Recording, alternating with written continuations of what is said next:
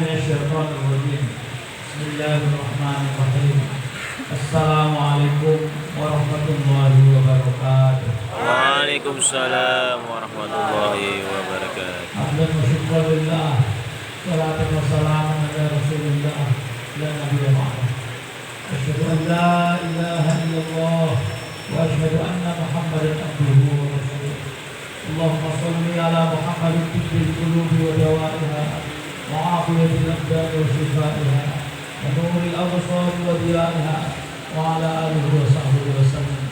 Hasbunallah wa ni'mal wakil, ni'mal maula wa ni'mal nasir, wa la hawla wa la quwwata illa billahil aliyyil azim. Yang mulia guru kita, kiai kita Mufti Ahmad Nasir, kita doakan beliau dan dari syafaat dan seluruh kita menjadi orang yang terus gemar mencintai Rasulullah SAW. Beliau menjadi teladan bagi kita bagaimana istiqomah mengkabarkan kepada semua masyarakat bahwa Rasulullah adalah idaman orang-orang taat, idaman para ulama, idaman para awliya dan seluruh kita semua. Semoga kita adalah orang-orang yang mendapat syafaat dari Rasulullah SAW. Guru saya, sebenarnya saya mau bilang abang, tapi beliau tinggi mulia. Guru saya berhikmah, beliau kita syekh, kita ulama kita. Kita doakan beliau juga panjang umur sehat. Dan semoga ilmu-ilmu yang diajarkan beliau daripada guru-guru kita, orang tua beliau, kakek-kakek beliau, semuanya menjadi teladan juga dalam kehidupan kita sehari-hari. Syekh bin Yaman, para habaib dan kita semua yang saya tidak bisa sebutkan satu persatu. Kalau guru ceramah tidak panjang, murid mana boleh ceramah juga. Itu namanya menyalahi adab. Tapi yang disampaikan sudah semuanya isi. Man ahabba ilaih aktsara dzikr. Siapa yang mencintai sesuatu dia akan selalu sering menyebut yang dia lakukan. Yang gawat itu kan pura-pura mencintai. Cinta sebelah hati, cinta sebelah tangan. Kalau dari filosofi manusia, manusia itu sulit mencintai sesuatu yang tidak pernah dia jumpa. Sulit. Terpaksa cinta banyak. Maka tadi yang disebut oleh Buya kita, Syekh kita, Kiai Hikmah, benar sekali. Mencintai bukan dari lisan tapi dari hati. Mengenal Rasul bukan tentang hanya siapa dirinya, tapi apa yang dia buat dan kenapa dia berbuat itu. Saya kalau disuruh menyimpulkan, Rasulullah itu salah satu yang mau kita teladani adalah beliau itu sabar, penyabar, kesabaran yang heroik. Bayangkan itu. Kalau saya pakai bahasa Medan, cuma saya malu pakai bahasa Medan dibanding beliau. Kalau Nabi Muhammad itu komersil, sudah lama dia mencari jadi nabi. Tapi dia tidak mau mencari jadi nabi. Kita aja gestur taat kita di dunia. Berapa banyak orang bertanya sama Allah, sudah sebulan sholat duha, hidupnya begitu aja. Lalu dia bilang sama Allah, ya Allah besok kalau begitu juga enceng aja lah sholat duha ini. Maka betul aja berasa ini. Karena dia salah menafsir daripada apa hadis yang dia baca. Dia baca bahwa siapa orang yang menjaga duha diulaskan Allah rezeki. Apalagi dia pedagang masuk kotaknya, dibantainya sholat duha itu. Bukan 2 rakaat, main 8 tiap hari. 30 hari dia hitung-hitung duit, tidak ada berubah. Pening kepala. Hari ke-31 dia berdoa kepada Allah, ya Allah, aku sholat duha sebab aku baca hadis. Katanya orang jaga duha, kau luaskan rezeki. Saya sudah 30 hari ini sholat duha. Gini-gini aja ditengok hidupku ini. Aku jujur aja ya Allah, kalau besok ini juga mencengah aja kalau sholat duha. Kenapa? Tidak pandai memahami. Wa ma umiru illa liya'budullaha mukhlisina. Bukankah yang paling lezat itu adalah keikhlasan? Ikhlas tunduk kepada Allah, ikhlas meneladani Rasulullah SAW. Jangan melihat Rasul dari sisi yang kau menguntungkan padanya. Lihatlah di mana sisi Rasul tetap bahagia menjadi manusia. Meskipun kalau kau berada di sisi itu sulit kau menjalani.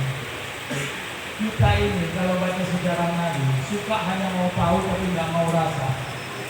Suka hanya mau tahu tapi tidak mau Masa. dulu. Dengar ini. Cuma mau tahu tapi tidak mau.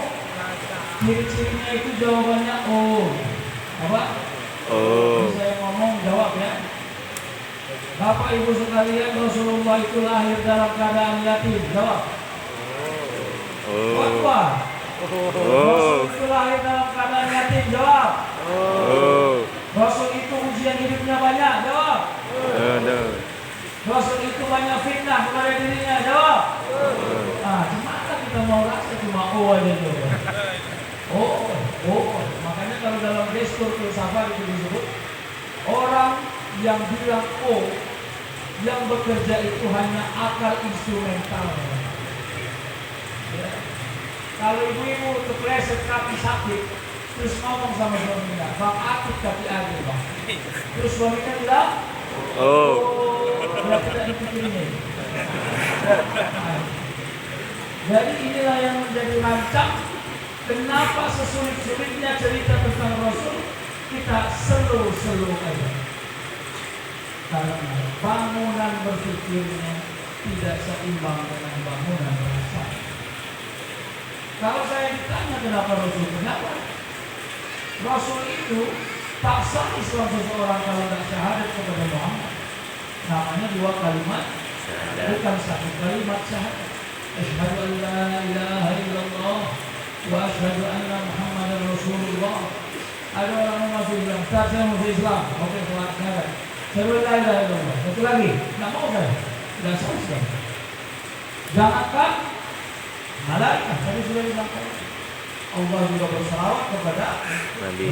Kurang hebat apa? Inna Allah malaikatahu yusholluna 'alan nabi.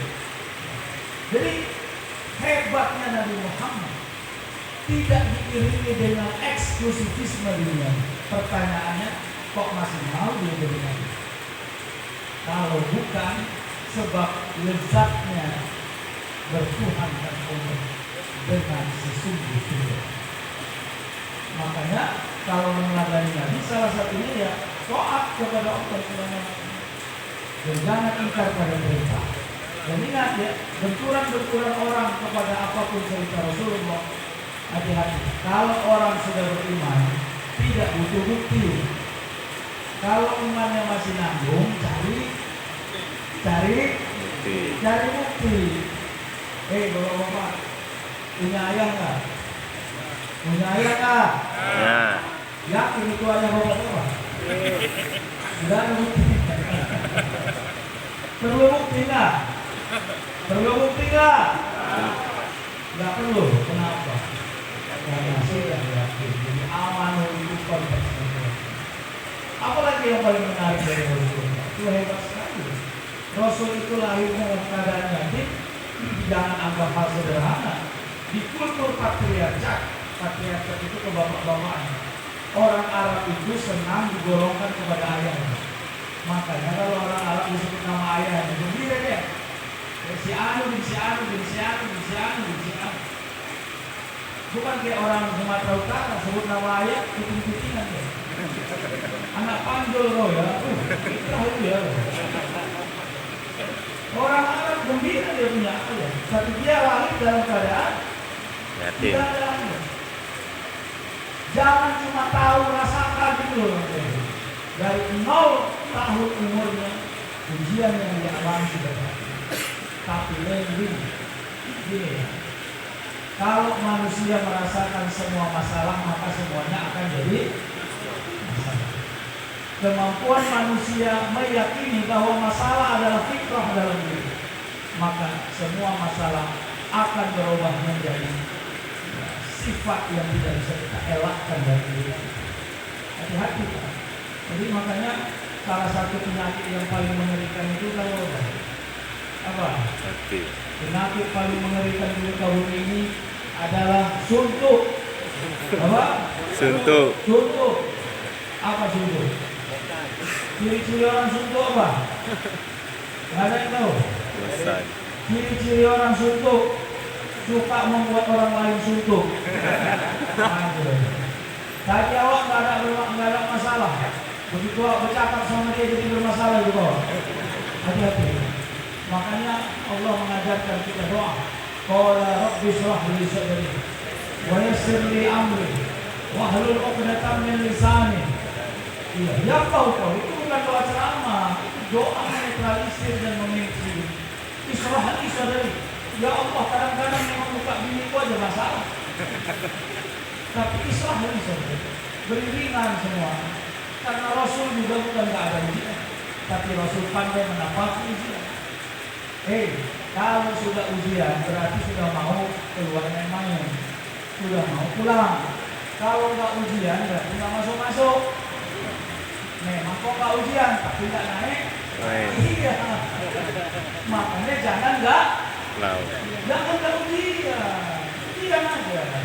Ahasiban nas ayyutraku ayyaqulu amanna wa hum la yuftanun. Apakah manusia ini mengira ketika dia sudah berakad kepada Allah, kami beriman kepada Allah, lalu kau dari uji. Kadang-kadang ada orang bercermin nengok mukanya ya kena dia. Kenapa? Ya Allah, ujian. Ya ujian itu kadang-kadang datang dari diri kita. Tapi andai kan kita berdamai dengan Allah. Bapak Ibu, ini ya, jangan lama-lama nih, nanti saya mulai ada. Kalau Bapak Ibu belum pernah punya mobil Alfa, tahu mobil apa? Belum pernah punya mobil Alfa, saran saya tidak usah dibayar pajaknya, mahal. Sepakat? Iya, pajak Alfa sekarang 10 sampai 15 juta. Tidak usah, kalau mobilnya tidak ada, tidak usah dibayar pajaknya. Sepakat ya? Sepakat. Alhamdulillah. Saya senang kalau Anda sepakat. Kalau punya kereta Mio bayar pajak Mio aja, jangan-jangan. Paham maksudnya itu? Yang tidak pernah kau miliki, tak pernah menjadi beban dalam. Harus begitu cara memandang dunia ini. Kalau enggak, dunia ini akan buat kita oyong. Ciri-ciri orang oyong enggak pernah mabuk tapi jalannya mereng. Berani enggak kita bilang, la yukallifullahu nafsan. Ya Allah, bila kau tidak bisa memberi, tidak memberi saya dunia ini sebagai kelezatan perjalanan hidup, izinkan saya menikmati ketaatan ini sebagai kelezatan perjalanan hidup. Berikan aku kesukaan dan kegembiraan. Tidak tinggal sholat adalah kemerdekaan hidup. Pandai bersedekah meski duit tidak banyak adalah kemerdekaan dalam kekikiranku. Pandai aku menolong dan memudahkan orang adalah kemuliaan hidup. Berarti tidak punya cermin hidup seperti itu. Kalau berani berarti Nabi lah teladannya. Begitu ya. Nabi Muhammad kan diprovokasi tuh. Begitu dia berangkat ke Taif, dilempari sama orang Taif. Dalam beberapa riwayat disebut itu ya. Padahal Nabi minta perlindungan kepada orang-orang Taif karena dia tidak punya benteng yang bagus. Dilempar sampai berdarah dia punya kaki. Jibril agak emosi. Apa kata Jibril? Ya Muhammad, bandel-bandel kali orang Taif. Doakan aja sama Allah biar dibenturkan aja gunung Taif supaya tidak ada lagi orang. Bayangkan kalau Nabi Muhammad model-model kita ini. Itu juga ya Jibril, aku udah jijik juga namanya. Tapi tidak ada kata Nabi Muhammad. Tidak sampai, belum sampai dakwah. Nanti akan muncul orang-orang taat. Banyak para ulama, para alim dari negeri. Kalau bukan kesabaran, bukan ini. Gini. Tidak semua orang pandai menilaimu, tapi pandai-pandailah menilai orang. Jangan kau harap orang menilai kau baik, karena kau aja tak percaya diri menjadi orang baik. Paham? Siapa orang baik sini? Ini tangan. Nggak ada tau? Siapa orang jahat sini? Ini tangan. Mau apa dia? Jadi ya udah, berdamailah dalam berjalan hidup ini. Yang nggak boleh hilang dari diri kita adalah kemampuan meyakini semua yang kau buat tidak terlecehkan dari Allah. In ahsantum ahsantum li anfusikum wa in asa'tum. Jika kau berbuat baik, kau yang ambil untungnya. Nggak ada Allah ambil untung. Jadi jangan meleak lagi jadi orang. Tahu nggak? Ada orang hilang sendalnya di masjid buat status di Facebook. Ya Allah, beratnya jadi orang taat. Sendal awak pun hilang di masjid. Ujian apa yang kau beri kepada saya? Nggak ada itu ujian. Kau aja yang tidak pandai memanage. Kalau mau sendal udah hilang di masjid, mudah saja. Taruh kanan pintu depan, kiri pintu belakang. Insya Allah nggak hilang kau punya sendal itu. Hidup ini ada ikhtiar, namanya strategi. Kalau kau punya uang 100.000, cuma 100.000, bertahan hidup 2 hari. Jangan makan makanan yang harga 96.500. Miskin mendadak kau. Ikhtiar namanya, usaha. Kau diri saja. Kalau duitmu ceplek, makan yang 12.000 aja, dami-dami aja. Biar banyak sisanya. Tapi kalau uangmu sudah banyak, silakan Anda mau makan yang 500.000. Paham nggak itu? Supaya tidak sempat engkau bersangka jelek kepada takdir Allah. Ya Allah, kenapa nggak ada rezeki untuk hari ini juga? Kau aja yang seleranya ketinggian. Rendahkan situ. Kalau kau rendahkan sedikit, normal ini hidupmu. Ya, yang nggak buat normal itu kan cara hidupmu sudah dihadiri dengan syaitan. Syaitan itu, saya kasih tahu, syaitan itu setan baru. Dia ini nggak pernah senang manusia baik. Dia nggak pernah senang manusia istiqomah. Maka kalau setan nggak bisa mengajak kita berbuat jahat, maka setan akan memprovokasi kita berhenti berbuat baik. Bosan, capek. Makanya kalau nggak begitu nggak mungkin Allah sebut ya wa idza qamu ila shalah qamu kusala yura'una an-nasa wa la yazkuruna Allah illa qalila. Gini, kalau baca ayat jangan nggak percaya. Percayalah. Kalau udah percaya jangan nggak serius. Serius lah. Kalaupun yang kau baca itu kayaknya bukan masalahmu, masalah-masalahkan aja diri. Supaya contoh ayat yang sering kan begini, pandai kita membacanya, bisa kita membaca artinya, tak mau kita mengambil hikmahnya, itulah malasnya. Itu setan menang 10 poin.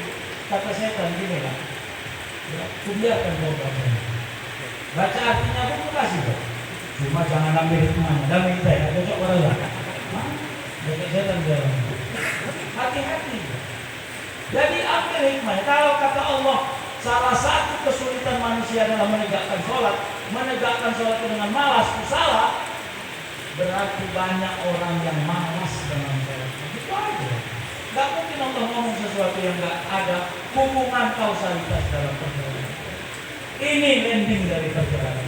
Nah, sedikit lagi Bapak Ibu, sampai akhir hidup Nabi Muhammad Rasulullah. Makanya bilang kau nanti sampai kepada Nabawi, ya, sampai kepada Madinah, katanya Rasulullah SAW, jangan kau tinggalkan berselawat kepada Rasulullah. Bila kau gembira belanja. Bila kau gembira makan yang lezat, makan. Tapi jangan kau hilangkan kegembiraan merindui Rasulullah, berselawat kepada Rasulullah SAW. Karena kita ini tidak empirical mindset. Gini, saya jelaskan dulu supaya kita nggak ecek-ecek mencintainya. Empirical mindset itu begini. Yuk kita makan di Aceh buat orang itu. Yuk. Kenapa? Enak loh. Dan kenapa kau udah 18 kali aku makan itu? Percayalah bersama. Itu namanya empirical mindset. Saya menyebut kebenaran karena saya sudah mengalami. Kalau kaitannya kepada hal yang futuristik, hari kiamat, syafaat Rasul, belum ada kita yang mengalami. Makanya namanya rasionalitas. Kalau bukan iman yang menjadi alat ukur, nggak ada yang percaya itu. Saya mau katakan itu ayat yauma la tamliku nafsun li nafsin syai'an wal amru yauma idzin lillah. Pada hari pembalasan itu kata Allah, tidak ada orang yang bisa menolong orang lain. Semua orang sibuk mengurusi dirinya sendiri. Wal amru yauma idzin lillah, karena semua keputusan datang dari Allah SWT. Saat itulah kita butuh syafaat dari Rasulullah SAW. Jadi jangan tanya siapa yang tongkar dinding. Paham? Jangan karena bukti, kuatkan yakinmu, karena semua kita akan mengalaminya. Nafsi. Sehingga Rasul ketika wafat ditawarkan juga tuh sama dia. Doa kepada Allah panjang umur. Mana mungkin Allah tak kabulkan kau punya doa? Mana mungkin? Kau ini orang dikasih Allah. Tapi jawaban Nabi Muhammad dalam banyak versi. Salah satu yang paling saya pahami, aku cukupkan takdirku pada apapun yang Allah sudah tentukan untukku. Nah, itu jawaban apa itu? Ya, awak aja punya kawan camat, kalau bisa proyek kecamatan sama awak. Nabi Muhammad langsung direct ke Allah. Kenapa permintaannya tidak subjektif? Hati-hati loh. Ya, jadi ini nanti menjadi kekuatan kepada kita. Semoga orang-orang yang mencintai Rasulullah mendapat syafaat dari Rasulullah Sallallahu Alaihi Wasallam. Apapun yang Allah muliakan kepada Rasulullah, maka begitu pula Allah memuliakan kita di dunia wal akhirat. Demikian yang bisa saya sampaikan. Salam takzim saya kepada guru-guru saya semua. Pulang nanti kita mendapat rahmat dari Allah. Amin. Kasih sayang dari Allah. Dan mudah-mudahan Allah berikan rezeki kita bukan hanya bertemu kepada Rasulullah di jannah, tapi kita bisa mencicipi nikmatnya bertemu dengan Rasulullah dalam mimpi dan kehidupan. Amin. Wabillahi taufiq wal hidayah. Wassalamualaikum warahmatullahi wabarakatuh. Waalaikumsalam.